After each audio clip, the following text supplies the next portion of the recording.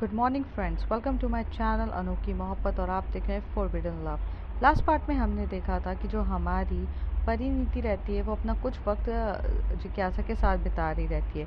जिज्ञासा के साथ काफ़ी ज़्यादा वक्त बिताते टाइम उसे एकदम से फ़ोन कॉल आता है और उसे अपने क्लाइंट के पास जाना रहता है। जब वो जा रही रहती है तो उसे उसके फेस पे वो दर्द महसूस हो रहा रहता है जो उसको नहीं जाना रहता है। और परिणीति ये सब चीज़ें अपने दिल पे ले चुकी रहती है। लेकिन वो उसे रोकती नहीं है और उसे कहती है कि जाओ, तुम्हारा काम है, तुम्हें जाना होगा। और परिणीति भी वहाँ से जा रही रहती है। जिज्ञासा बहुत ज़्यादा डीपली अंदर से रोने जैसी हालत हो जाती है उसकी, क्योंकि वो तो टाइम स्पेंड जिज्ञासा के साथ परिणीति के साथ करना चाहती थी। और जिज्ञासा और किसी को चाहती भी नहीं थी। ये तो एक मजबूरी बन चुका था उसका। लेकिन कहते हैं ना कि असॉट लोगों के पास भी दिल होते हैं, उन्हें भी कोई इंसान दिल से पसंद आता है। बाकी जिस्म का चीज़ें तो उन्हें ना चाहकर भी करनी पड़ती है, क्योंकि कहीं ना कहीं किसी न किसी चक्कर में वो फंस जाती हैं। दिल से वो चाहती थी सिर्फ और सिर्फ परिणीति को। बट हालांकि इस सब चीज़ों में वो बेचारी फंस चुकी रहती है। परिणीति भी उसके आंखों का पेन सब कुछ समझ रही रहती है। लेकिन वो क्या वो बोल सकती है? वो उसे मना भी नहीं कर सकती है, उसे रोक भी नहीं सकती है। पर वो मनी मन ये डिसाइड करती है कि उसे किसी भी हालत में उसे रोकना है। वो नहीं चाहती है कि जिज्ञासा हर दिन पल पल तड़प तड़प के मरे। जो इंसान अगर किसी से प्यार करता है तो उसकी तड़प महसूस नहीं कर सकता। उसी तरीके से परिणीति, उसको ये जब असर होता है, ये सब चीज़ें चल रही रहती है, तो उसे समझ में आता है कि यार जिज्ञासा को कितना ज़्यादा पेन हो रहा है और कितना ज़्यादा तड़प रही है। और वो ये सारी तड़प हैंडल नहीं करवाना चाहती थी। तो परिणीति अपना सारा चीज़ें को ध्यान में रखती है और वो जिज्ञासा से अलविदा कहती है। अलविदा कह के वो डायरेक्ट अपनी गाड़ी चलाकर घर जाती है। घर में उसके मॉम डैड डिनर टेबल पे उसका वेट कर रहे रहते हैं। इच्छा तो उसकी बिल्कुल भी नहीं थी डिनर टेबल में बैठ के अपने मॉम डैड को इंटरटेनमेंट करने की। लेकिन वो सोचती है कि अगर मैंने अभी कोई सी ऐसी हरकत करी जिसकी वजह से सिचुएशन बहुत ज़्यादा ख़राब हो सकती है, तो वो अंदर जाती है, अपने मॉम एंड डैड के साथ डिनर कर रही रहती है और अच्छे से बात करती है। उसके पापा अब परिणीति के साथ क्लोज़ होने की सोच रहे थे और उन्हें ऐसा लगता है कि परिणीति अब उनकी बातें काफ़ी अच्छे से समझने लग गई है और बिज़नेस में बहुत ज़्यादा फोकस करने लग गई है। पर पर ऐसा तो कुछ भी था नहीं। परिणीति को बिज़नेस में तो कोई इंटरेस्ट था नहीं। वो तो बस चीज़ों को अलग से समझाना चाहती है। तभी उसकी मॉम एकदम से कहती है कि परिणीति, तुम्हें शादी करने में कोई इंटरेस्ट है कि नहीं? तो वो कहती है कि मॉम, क्या फ़र्क पड़ता है इंटरेस्ट हो या ना हो। शादी अब हो चुकी है और अब आपकी इज्जत का सवाल है तो करना ही पड़ेगा। उसके पापा ये बात सुन के ज़्यादा इम्प्रेस्ड हो जाते हैं और कहते हैं कि हाँ, हमारी बेटी हमारी इज्जत का ख्याल रखती है और वो करेगी। परिणीति ने जानबूझ के ये सब चीज़ें बातें कही रहती है, क्योंकि उसे ये चीज़ पता रहती है कि उसे अपनी मॉम से अभी कुछ लेना देना है नहीं है। उसे अगर किसी को इम्प्रेस करना है तो उसे पिता को करना है, और पिता को इम्प्रेस करके तभी वो बिज़नेस के अंदर बारे में सब कुछ जान सकती है। तो वो अपने पापा से बहुत अच्छे से बात करती है, उन्हें क्लोजली आने की कोशिश करती है। और बातों ही बातों में वो डिनर टेबल में कह रही थी कि पापा, I want to join a business. मुझे लीगल एडवाइज़र बनकर नहीं रहना है, सिर्फ मैं आगे जाके इस बिज़नेस को हैंडल करना चाहती हूँ। आप चाहते थे ना कि मैं एक बिज़नेसमैन बनूँ, मेरे को एमबीए करना चाहिए था पर मैंने नहीं किया। बट पर मैं बिज़नेस को जानना चाहती हूँ, अगर आप चाहें तो हो जाए। तो उसके पापा बड़े खुश होकर बोलते कि हाँ बेटा, तुम बिज़नेस को जानो, इसमें क्या प्रॉब्लम है, बिज़नेस को जानना तो तुम्हारा हक बनता है। ऐसे कह के उसके पापा वहाँ से चले जाते हैं और डिनर टेबल में वो जैसे ही अपने रूम पर जाती है वो बहुत सारा इन्वेस्टिगेशन करना स्टार्ट कर देती है। वो लैपटॉप ओपन करती है, अपने बिज़नेस के बारे में हर एक चीज़ जानती है। दूसरे दिन वो कॉलेज ना जाकर सबसे पहले वो ऑफिस जाती है, क्योंकि उसे अब बिज़नेस में ज़्यादा इंटरेस्ट रहता है। दूसरी तरफ आयशा, शिवी और गरिमा सबका सब गहना उसका वेट कर रहे रहते हैं। और वो सोच रहे रहते हैं कि परिणीति कभी ऐसा नहीं होता कि वो कॉलेज ना आए, कॉलेज अटेंड ना करे, और वो हमेशा से रेगुलर रहती है कॉलेज में। तभी आयशा बहुत सारे कॉल करती है तो परिणीति उसका कोई भी कॉल का जवाब नहीं दे रही रहती है। इस बार आयशा को बहुत ज़्यादा बुरा लगता था, वरना ऐसा आज तक कभी हुआ ही नहीं था कि परिणीति आयशा का कॉल कभी ना उठाए। वो तो एक बार में उठाने वालों में से थी। बट अब आयशा को ये रियलाइज़ होता है कि उसने परिणीति को कहीं ना कहीं इतना ज़्यादा डीपली हर्ट कर दिया है, और कहीं ना कहीं उसने अपनी फ्रेंडशिप को पूरे तरीके से ख़राब कर दिया और खो दिया है। तभी वो जाती है एकदम से घर, और वो भी कॉलेज अटेंड नहीं करती है। शिवी और गहना ये देख के बहुत शॉक्ड हो जाते हैं कि यार दोनों ही अजीब इंसान हैं, ना कुछ बताते ना कुछ करते हैं। गहना जैसे ही आयशा वहाँ पर जाती है तो अपनी उसकी मॉम से मिलती है, परिणीति की मॉम से, और उससे पूछती कि क्या हुआ है आंटी, ये क्यों नहीं मिल रही है। परिणीति मेरा कॉल भी नहीं उठाई। तो वो कहती कि वो अपने पापा के साथ ऑफिस गई है। ये सुनकर आयशा के पैरों तले ज़मीन खिसक जाती है। जिस लड़की को बचपन से ही नफ़रत थी अपने पिता के बिजनेस से, ये सब चीज़ों से, वो अपने पिता के साथ अपने बिजनेस हैंडल करने कैसे जा सकती है। ऐसा तो था नहीं कि आयशा परिणीति को जानती नहीं थी। वो सारी बातें जानती थी जो उसके मॉम डैड भी ना जानते हों, क्योंकि वो उसकी बेस्ट फ्रेंड थी और बचपन से उसके साथ रही है। तो जब आयशा को ये सारी चीज़ें समझ में आने लगती है तो वो बहुत देर तक वेट करती है, और आंटी से बातें करते करते सोचती है कि वो आंटी से हर एक चीज़ें पूछ ले। बट वो सोचती है कि मैं परिणीति का वेट करती हूँ, आज उससे मिले बिना जाऊँगी नहीं। करीब 3-4 घंटे बाद आयशा मतलब आंटी के साथ तो बैठी रहती है, फिर परिणीति उसके पापा के साथ आती है। वो आयशा पहली बार इतना ज़्यादा शॉक्ड हो जाती है कि वो अपने पापा से हंसते हुए बात कर रही है। ये देखकर तो आयशा को अब समझ में आता है कि यहाँ पूरी दाल काली है। Something is going on with Parineeti. वो कुछ ना कुछ अलग ही सोच रही है। ये चीज़ है ना, परिणीति को बहुत ज़्यादा अलग कर रही रहती है। तभी जो आयशा रहती है वो परिणीति के पास जाके बोलती है मुझे तो उससे बात करनी है। तो परिणीति बोलती है कुछ बात करने लायक बचा भी है हमारे बीच। तभी परिणीति बोलती है, ये चीज़ परिणीति बोली। तभी आयशा बोलती है यार तू बात क्यों नहीं समझ रही है, मुझे बात करनी है, मतलब करनी है, चल रूम पर। और वो हाथ पकड़ के परिणीति को रूम पे लेके जाती है, गेट लॉक्स करती है, विंडोज़ बंद करती है और उससे पूछती है tell me the truth, what is going on. तू अपने पापा से कभी बात नहीं करती थी, आज उनके साथ बिजनेस हैंडल कर रही है। तुझे क्या लगता है मैं बेवकूफ़ हूँ, मुझे कुछ समझ में नहीं आ रहा है? तू करना क्या चाह रही है? चीज़ें मुझे बहुत ज़्यादा फिशी दिख रही है परिणीति। ये लोगों को तू उल्लू बना सकती है, बट तू मुझे उल्लू नहीं बना सकती है। मैं बचपन से जानती हूँ तुझे। जितना ज़्यादा ये लोग तुझे नहीं जानते हुए ना, उससे कहीं ज़्यादा मैं जानती हूँ। Tell me the truth, what is going on. Parineeti बोलती है वही तो प्रॉब्लम है यार, ये लोग मुझे नहीं जानते, समझ में आता है, पर जो इंसान मुझे जानता था उसने भी तो मुझे इस सिचुएशन में लाके खड़ा कर दिया। तभी आयशा गुस्से में चाहती है आई एम सॉरी ना, कितनी बार सॉरी बोलूँ यार, जानबूझ के नहीं किया ना मैंने यार, सिचुएशन गलत हो गई यार, किसी का गलत कदम उठ जाता है, टेंशन में थी यार मैं, हो गया मेरे से। पर उसके बारे में तू क्या ज़िंदगी भर मुझे सुनाएगी यार? समझना यार, सिचुएशन ऐसी नहीं होती है हर बार। जो तुझे लगता है कि मैंने गलत किया, वो मुझे ऐसा लगता है कि मैंने सही किया उस समय। तू कभी जानना ही नहीं चाहती यार कि तेरी दोस्त आयशा तेरे लिए मरती है। बहन मानती हूँ मैं तुझे यार स्टार्टिंग से, तू कैसे सोच सकती है कि मैं तेरे साथ कुछ बुरा करूँगी। परिणीति को भी गुस्सा आ जाता है, वो गुस्से में आके बोलती है बहन मानती है ना तू, तो तुझे तेरी बहन की फीलिंग्स नहीं दिखी ना, और आज अगर तू ये देख रही है कि मेरे साथ ये मैं फिशी एटीट्यूड कर रही हूँ, something is fishy, something is fishy, हाँ तो है समथिंग इज़ फिशी, बिकॉज मुझे उस दौराहे पे लाकर तूने खड़ा कर दिया।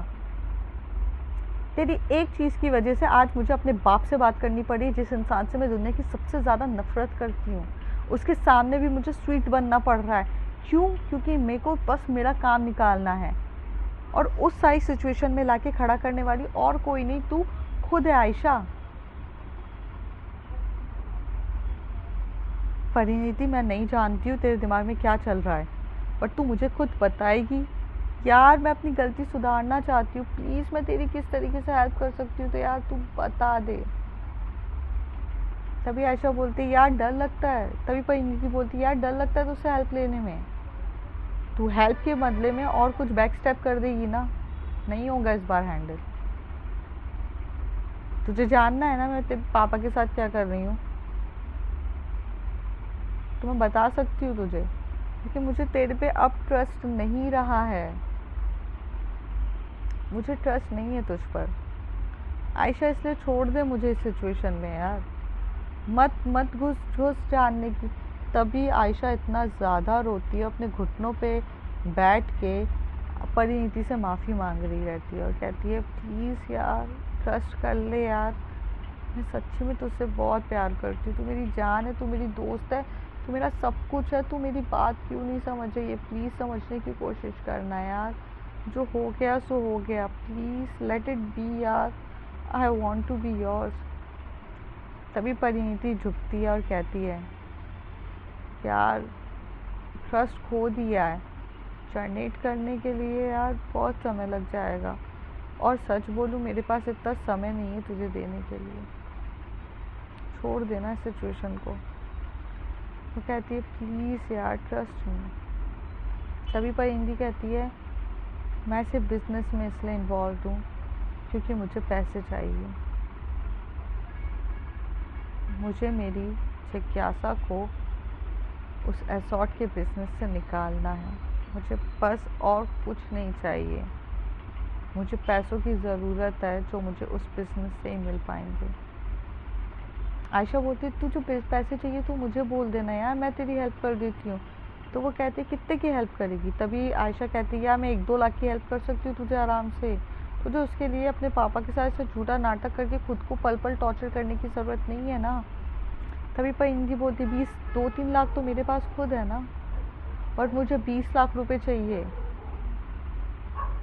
मुझे उसको निकालने के लिए 20 लाख रुपए चाहिए, और मैं 20 लाख रुपए अपने डैड से मांगूँ ये बताकर कि मुझे एक लड़की को एसॉर्ट के बिजनेस से निकालना है, इसलिए मुझे वो पैसे चाहिए। और जैसे ये लोग मान जाएंगे ना हर एक चीज़ के लिए, ये मेरी शादी एक चूतिए से करा रहे हैं, और तुझे पता भी नहीं है कि मुझे उस टफर में कोई इंटरेस्ट भी नहीं है, मैं सिर्फ और सिर्फ जिज्ञासा को इधर से सिचुएशन से निकालना चाहती हूँ, मैं उसे उस पल पल तड़पती नहीं देख सकती हूँ। तुझे मुझे नहीं पता यार तुझे क्या फील होता होगा एसॉर्ट के बारे में, मुझे नहीं पता, लेकिन हर एक एक पल तड़पना मरना से ज़्यादा बेटर है ना एक बार मरना। जो मैंने ना जिज्ञासा को मरते हुए देखा है, I love her, I madly in love हर यार, मैं तुझे नहीं बता सकती, हालांकि तू समझेगी कि नहीं मुझे बिल्कुल भी नहीं पता। थोड़ी देर तक इन लोगों के बीच में कन्वर्सेशन होती है और जिज्ञासा का कॉल आता है। जैसे जिज्ञासा का कॉल आता है परिणीति अपना कॉल उठाती है और वो बोलती है हाँ बेबी बोलो क्या हो गया है। तो वो कहती है मिलने का मन कर रहा है, अगर आप आ सकती हैं। तो परिणीति बोलती है आपका जैसा हुक्म, मैं आ जाती हूँ अभी। और तभी वो आयशा को बोलती है कि आयशा मुझे जाना होगा। तो आयशा उसका हाथ पकड़ के बोलती है जिज्ञासा के पास जा रही है। तो परिणीति बोलती है हाँ जा तो उसी के पास रही हूँ, अब ये जाके सबको बता मत देना। तो आयशा बोलती है सॉरी ना यार नहीं बताऊंगी, जा तू उसके पास। ऐसे कह के जो आयशा रहती है वो अपने घर की तरफ निकल जाती है और परिणीति बाहर की तरफ निकल जाती है। अब परिणीति से कोई भी कुछ सवाल नहीं पूछता था कि तुम कहाँ जा रही हो क्या कर रही हो, क्योंकि उसने ट्रस्ट तो गेन कर लिया था अपने पेरेंट्स का। यहाँ से डायरेक्ट वो परिणीति आयशा के जिज्ञासा के फ्लैट पे जाती है और जिज्ञासा जैसी वो गेट खोलती है जिज्ञासा को पता नहीं क्या होता है, वो परिणीति को किस करना स्टार्ट कर देती है और इनकी किस बहुत ज़्यादा डीपर और डीपर हो रही रहती है। रोमांस की कोई कमी नहीं रहती है। जो परिणीति एकदम शॉक्ड होती है कि जिज्ञासा को एकदम से हुआ क्या है, लेकिन इतना टाइम नहीं रहता है कि वो उससे कुछ सवाल कर सके। जो जिज्ञासा रहती है वो बहुत ज़्यादा एग्रेसिव हो रही रहती है और वो बहुत पैशनेट वे में किस कर रही रहती है, कभी अपर लिप कभी लोअर लिप। फिर थोड़े टाइम के बाद वो उसकी नेक पे बाइट करने लगती है। ये चीज़ देखकर तो परिणीति अपना पूरा कंट्रोल खो देती है, उसके अंदर कुछ कंट्रोल ही नहीं बचता है और वो दोनों मतलब किसेस वगैरह सब चीज़ चल रही रहती है। एकदम से जाकर जो वो जिज्ञासा है वो परिणीति को पूरे हॉल में किस करने के बाद वो उसे फ्लैट अपने बेडरूम पे लाके एकदम गिरा देती है और गिरा के उसे बहुत डीपली किस कर रही रहती है और किस करने लगती है। परिणीति एकदम से बोलती है जिज्ञासा हुआ क्या है, तो मुझे कुछ बताओ कि। तो वो उसके मुंह पे हाथ रख के बोलती है आज कुछ नहीं, आज करने दो। और ये लोग अपना इंटीमेट हो रहे रहते।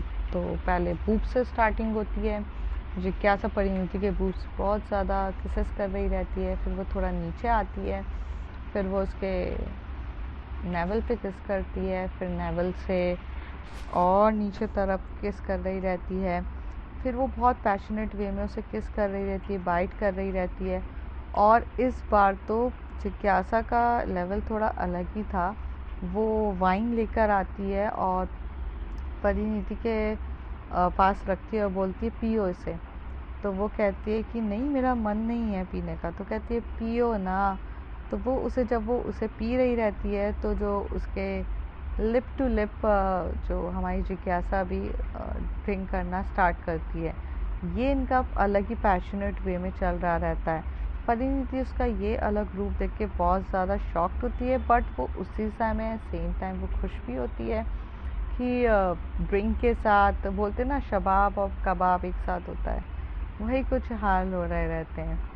वो बहुत ज़्यादा शबाब मतलब शराब भी पी रही रहती है और कबाब तो उसकी खुद की गर्लफ्रेंड रहती है। और वो काफ़ी अच्छे से अपना रोमांटिक मोमेंट बना रहे रहते हैं, इंटीमेट हो रहे रहते हैं। और इंटीमेट होकर जब थक जाते हैं तो दोनों एक साथ सो जाते हैं। ये पूरी दोपहर ऐसी बीत जाती है। शाम के 7:30-8 बजे रहे रहते हैं। तो परिणीति बोलती है मुझे घर जाना होगा। तभी जिज्ञासा बोलती है छोड़, यहीं पे रुक जाओ ना, आज कहीं जाने की ज़रूरत क्या है।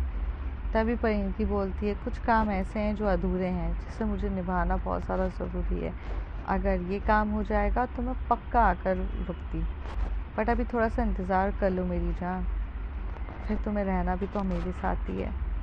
परिणीति का ये सवालिया वाला जवाब देखकर जिज्ञासा थोड़ी शॉक्ड होती है और पूछती है आप करने क्या जा रहे हैं। तभी परिणीति बोलती है थोड़ा सा इंतज़ार करो, जवाब मिल ही जाएगा। परिणीति अपने कपड़े उठाती है, पहनती है और फोरहेड पे किस करती है जिज्ञासा का और कहती है sweetheart I have to go bye. और ऐसे वो चली जाती है। फिर वही सेम प्रोसेस होता है, वो अपने पापा के साथ डिनर करती है और चली जाती है। नेक्स्ट डे वो जब ऑफिस जाती है तो वो ऑफिस में भी पूरा काम कर रही रहती है। और धीरे धीरे वो अपने डैड, उसके जो ग्रैंडफादर ने जो प्रॉपर्टीज़ दी रहती है, उस प्रॉपर्टी के बारे में वो इन्फॉर्मेशन निकालती है। और उस प्रॉपर्टी में ये चीज़ डिसाइड करती है कि उस प्रॉपर्टी में उसका हक है। उसके जो खुद के जो शेयर्स होते हैं वो बेच देती है। और जब वो ये शेयर्स बेचती है, इसके बारे में वो बहुत सीक्रेटली ये शेयर्स बेच रही रहती है। इसके बारे में उसके डैड को कुछ पता नहीं चलता, क्योंकि उसने ना डैड को एक अलग ही बिजनेस में इन्वॉल्व करके रखा रहता है। जो वो शेयर्स बेचती है उसके वो पैसों से, आप सोच रहे होंगे कि जिज्ञासा को निकालेगी, नहीं, वो उस पैसों से जिज्ञासा को नहीं निकालती है। वो जो पैसा रहता है वो अपने पैसों से अपना एक न्यू बिज़नेस इन्वेस्ट करने जा रही रहती है। यस, तो ज़्यादा दादाजी ने जो उसको प्रॉपर्टीज़ उसके नाम पे की रहती है, उस प्रॉपर्टी पे वो अपना एक न्यू बिज़नेस इन्वेस्ट कर रही रहती है, जिससे वो रेस्टोरेंट का बिज़नेस खोलती है। 5 स्टार होटल ओपन करती है जो उसके ग्रैंडफादर की प्रॉपर्टी रहती है। उसे ग्रैंडफादर की प्रॉपर्टी जो उसके नाम पे ली रहती है उस पर वो इन्वेस्ट करती है। और ये इस बारे में वो बहुत सीक्रेटली ये सारे काम कर रही रहती है। करीब ये सारे काम करने पे 1 से 2 महीना बीत जाता है और अब शादी का भी वक्त करीब आ रहा रहता है। सिर्फ शादी में 3 महीने बचे रहते हैं और 3 महीने मतलब उसके यही सारे चीज़ों में लग जाते हैं। धीरे धीरे उसे पता चलता है कि होटल का बिज़नेस भी अच्छा खासा चलने लग गया है और जिससे वो पैसे अर्न कर रही है। और वो इस बात से ज़्यादा खुश होती है क्योंकि लॉन्ग टर्म अगर उसे जिज्ञासा के साथ रिलेशन करना है तो उसे खुद की भी प्रॉपर्टी का कोई यूटिलाइज़ करना रहता है। तो वो इस प्रॉपर्टी से जिज्ञासा को निकालती नहीं है, पर हाँ सेम टाइम इस 2 महीने में उसने बहुत सारे गोलमाल करे रहते हैं। वो अपने डैड के बिजनेस पे बहुत सारा गोलमाल करती है, जिससे उसने करीब 25 लाख रुपए खुद इकट्ठे कर चुके रहती है। और अब वो वक्त आ चुका रहता है कि जहाँ पर वो इन पैसों का प्रॉपर यूटिलाइज करे। कुछ पैसे तो वो अपने इन्वेस्ट करती है अपने बिजनेस में, और जो 20 लाख रुपए बचते हैं उससे अब वो ब्रोकर से मिलने जाती है। कुछ टाइम के बाद वो जब ब्रोकर से मिलती है, लीगली वे में एडवाइस पता करती है, तो उसे ये चीज़ पता चलती है कि जो उसका ब्रोकर है वो बेचने के लिए तैयार नहीं है, मतलब वो आज़ाद करने के लिए तैयार ही नहीं है जिज्ञासा को। तो अब परिणीति के बारे में कोई ऑप्शन बचता नहीं है, तो उसे ज़्यादा बोली लगा के अब जिज्ञासा को खरीदना था, जिसके लिए उसे और पैसों की ज़रूरत थी, क्योंकि इतने आसानी में वो देने के लिए तैयार ही नहीं हो रहा था। क्योंकि उसे सबसे ज़्यादा फ़ायदा था जिज्ञासा से, क्योंकि जिज्ञासा बहुत ज़्यादा यंग थी, कम एज की थी, तो उसे चाहिए थी वो। ऐसी हालात कुछ ऐसी ख़राब हो चुके रहते हैं, जैसा उसने सोचा रहता है वैसा नहीं होता रहता। दूसरी तरफ वो परिणीति जिज्ञासा के साथ अपना लव अफेयर चला ही रही रहती है। वो उसे इस बारे में कुछ भी नहीं बताती है। सेम उनके बीच में मिलना, बाहर घूमना, सब कुछ हो रहा रहता है। थोड़े टाइम के बाद जो जिज्ञासा रहती है वो पार्ट टाइम एक जॉब कर रही रहती है कॉल सेंटर पे। तो कॉल सेंटर पे वो काम कर रही रहती है। उस पैसों से जितना भी पैसा उसका आता था, वो अपने पैसों से अपने मॉम एंड डैड को सपोर्ट कर रही रहती है। सबकी लाइफ ऐसी चलती रहती है जब तक वो एक और दिन नहीं आया रहता है। आखिर 2 हफ्तों के बाद, 2 महीने 2 हफ्तों के बाद उसके डैड को थोड़ा ना थोड़ा अंदाज़ा होने लगता है कि उसके बिजनेस में कुछ खराबी हो रही है या कुछ गलत हो रहा है। तो जब वो परिणीति के पास जाते हैं और बोलते हैं कि बिज़नेस को अब तुम हैंडल कर रही हो, तो मुझे जानना है कि क्या स्टेटस है। यहाँ पर परिणीति थोड़ी सी घबरा जाती है, क्योंकि उसने तो इतने गोलमाल करे रहते हैं अपने बिज़नेस में पैसे खुद को करने के लिए, कि वो अब जवाब देने के लिए अभी तो रेडी नहीं रहती है। तो वो बोलते कि पापा आप थोड़ा सा इंतज़ार करो, मैं आपको भेजती हूँ। लेकिन उसके पापा को कहीं ना कहीं अंदाज़ा हो चुका रहता है अपनी बेटी पे। ऐसा तो था नहीं कि वो अपनी बेटी को नहीं जानते थे कि इतना इंटरेस्ट दिखा रही है, वो किस चीज़ के लिए दिखा रही है। फिर जैसे तैसे वो कैसे तैसे अपनी सिचुएशन को हैंडल करती है अपने डैड से, और थोड़ा 2 हफ्तों का और वक्त मांग लेती है। इस 2 हफ्तों में परिणीति सबसे पहले तो उस ब्रोकर से मिलती है और जिज्ञासा को आज़ादी दिलाती है। हाँ, उसने इतने पैसे इकट्ठे कर चुके रहते हैं, आखिर 30-35 लाख उसने इकट्ठे कर लिए रहते हैं, और उसके बाद वो आज़ाद कराती है।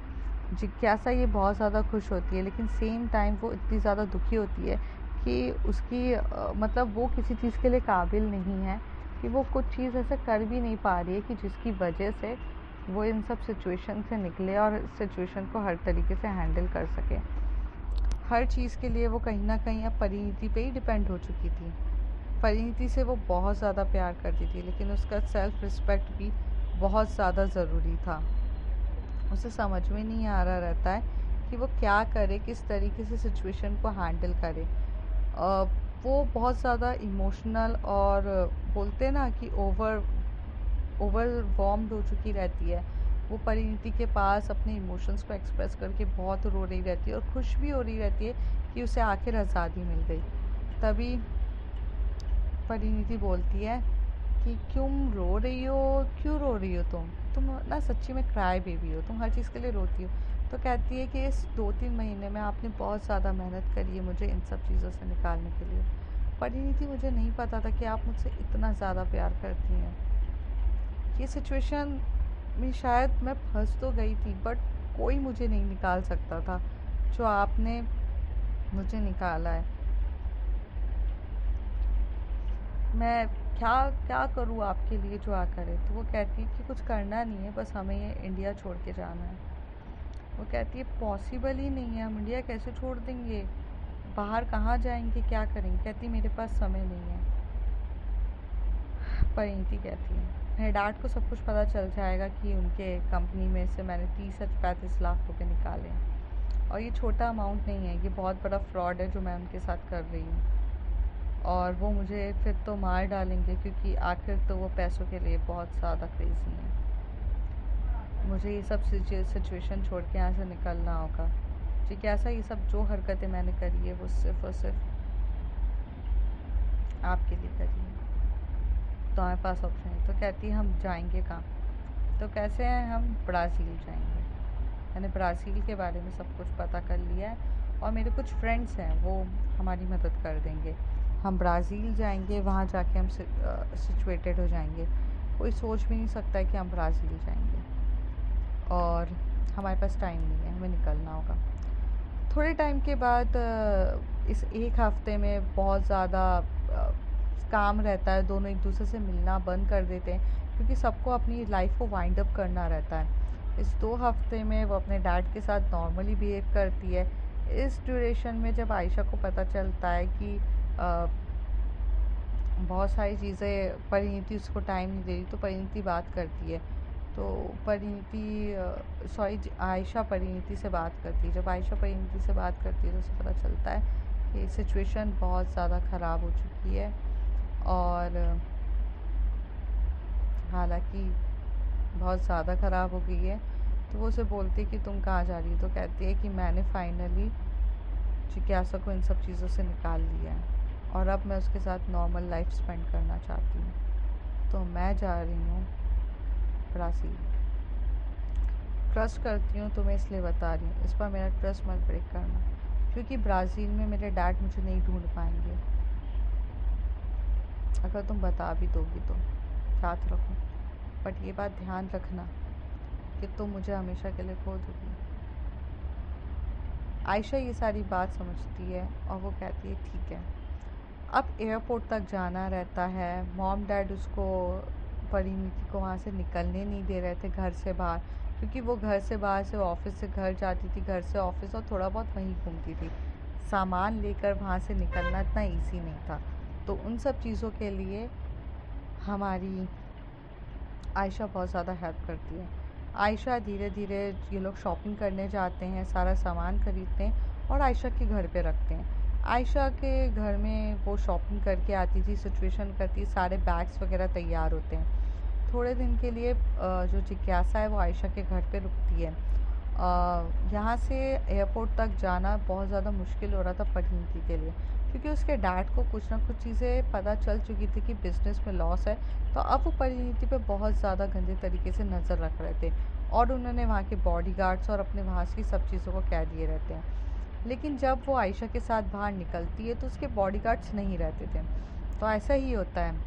वो दिन जब आता है जब आयशा परिणीति को लेने आती है और कहती है कि कॉलेज का बहुत सारा काम है, तुम कॉलेज आना ही बंद कर दिया हो, लेकिन ऐसा मत करो, तुम चलो हमारे साथ। और वो कॉलेज लेके जाती है। स्टार्टिंग में उसके जो जो वहाँ के लोग रहते हैं, मतलब बॉडीगार्ड्स रहते हैं, वो कॉलेज तक तो पूरा का पूरा देखते हैं, मतलब नज़र रखते हैं। कॉलेज के बाद जब ऐसा वक्त आ जाता है कि थोड़े टाइम के बाद वो लोग निकल जाते हैं, यहाँ से भाग जाती हैं। वहाँ से वो पीछे के दरवाजे से बहुत कुछ कोशिश करके वो उसे वहाँ तक एयरपोर्ट तक पहुँचा देती है। एयरपोर्ट में उसे जिज्ञासा और परिणीति दोनों मिलते हैं एक दूसरे से और वो लोग वहाँ से ब्राज़ील के लिए निकल जाते हैं। और पर ब्राज़ील से जाने से पहले जो जिज्ञासा रहती है, उसने भी अपने पूरे फ़र्ज़ निभाए रहते हैं अपने मॉम एंड डैड के चक्कर में, क्योंकि उसके भाई बहन कहाँ रहने लग गए रहते, इसे उसके बारे में आइडिया नहीं रहता है। लेकिन वो जितने पैसे ट्रांसफ़र कर सकती थी वो करती है।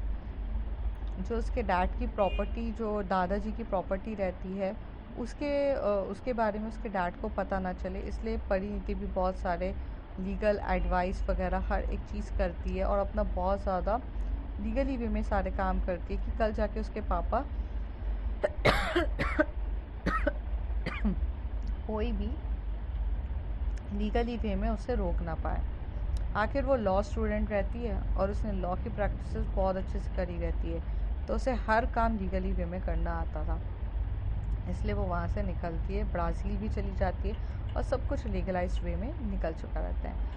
अब देखते हैं फ्रेंड्स, आखिर ये लोग तो यहाँ से निकल चुके हैं और इनकी लीगली अब इनकी लाइफ में और क्या ट्विस्ट एंड टर्न्स आएंगे। क्या उसके पापा इतने आसानी से छोड़ देंगे परिणीति को, या फिर आगे क्या होगा, या इनकी अब अभी नॉर्मल लाइफ घूमेगी या कुछ तो ट्विस्ट एंड टर्न्स होंगे। वो सब देखने के लिए आपको देखना पड़ेगा। And I hope you like the story, and if you like it, like, share and subscribe. Thank you.